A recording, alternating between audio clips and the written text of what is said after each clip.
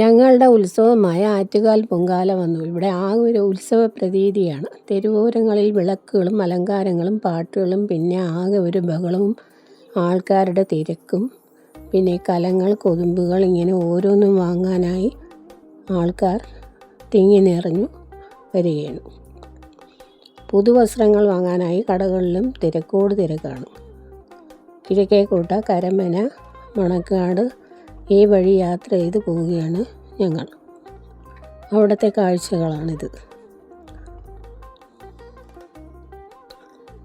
തോറ്റമ്പാട്ടിൻ്റെ അവസാന ദിവസമായ പൊങ്കാല ദിവസം മധുര ചുട്ട് കരിച്ചു വരുന്ന കണ്ണകിയുടെ അവതാരമായ ആറ്റുകാൽ ദേവിയെ ദേഷ്യം ശമിപ്പിക്കാൻ വേണ്ടി സ്ത്രീകൾ ഒത്തൊരുമയോടുകൂടി ഇടുന്ന പൊങ്കാലയാണിത്. അമ്പലത്തിൻ്റെ 3-4 കിലോമീറ്ററോളം തന്നെ പല ദേശങ്ങളിൽ നിന്നും വന്ന് കഷ്ടപ്പെട്ട ആൾക്കാർ പൊങ്കാല ഇടുന്നത് ദേവിയുടെ മാഹാത്മ്യം ഒന്നുകൊണ്ട് തന്നെയാണ്. വിളിച്ചാൽ വെളിപ്പുറത്തെത്തുന്ന ദേവിയാണ്. പിന്നെ വിദേശികൾക്ക് ഇതൊരു കൗതുകമാണ്. എല്ലാ വർഷവും നമ്മളൊരു രാത്രി ഒരു 7-8 മണിയാകുമ്പോഴാണ് കലം വാങ്ങാൻ ഇറങ്ങുന്നത്.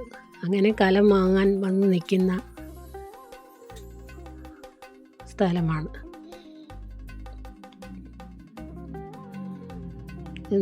എന്നിട്ട് കലം വാങ്ങി തിരികെ പോവുകയാണ്. ഒരു 7-8 കലം വാങ്ങി. ഇവിടെ കുടുംബത്തിൽ ഒരുപാട് പേരുണ്ടായിരുന്നു പൊങ്കാലയുടെ.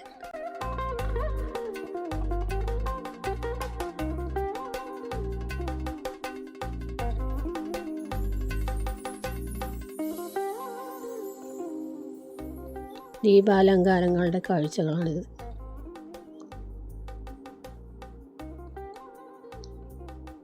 ഇനി പൊങ്കാല ദിവസം നമ്മൾ പൊങ്കാല നിവേദ്യം പാൽപ്പായസം, തെരളി ഒക്കെ ഉണ്ടാക്കി. തെരളി ഉണ്ടാക്കുന്ന തിരക്കിലാണ്. വയനയില ഈർക്കിലിൽ കോർത്ത് അങ്ങനെയാണ് അപ്പം ഉണ്ടാക്കുന്നത്. അങ്ങനെ നിവേദ്യം എല്ലാം തയ്യാറാക്കി പോറ്റി വന്ന് തളിക്കുന്നത് വരെ ഞങ്ങൾ കാത്തിരിക്കും. ഞങ്ങളുടെ വീടിൻ്റെ മുമ്പിൽ തന്നെയാണ് പൊങ്കാല ദേവിക്ക് സമർപ്പിക്കുന്നത്. നല്ല സൂര്യൻ്റെ ചൂടും കത്തുന്ന ചൂടും എല്ലാം സഹിച്ച് ഞങ്ങൾ വളരെ സന്തോഷത്തോടു കൂടി ഒരു ക്ഷീണവുമില്ലാതെ വ്രതമെടുത്ത് ഭക്ഷണം പോലും കഴിക്കാതെ പൊങ്കാല ഇടുന്ന ഒരു സുദിനമാണിത്.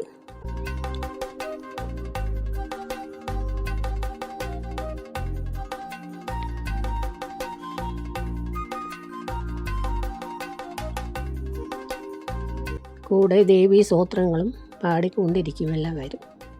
പൊങ്കാല തിളച്ച് മറിയുമ്പോൾ വായ്ക്കുരവയും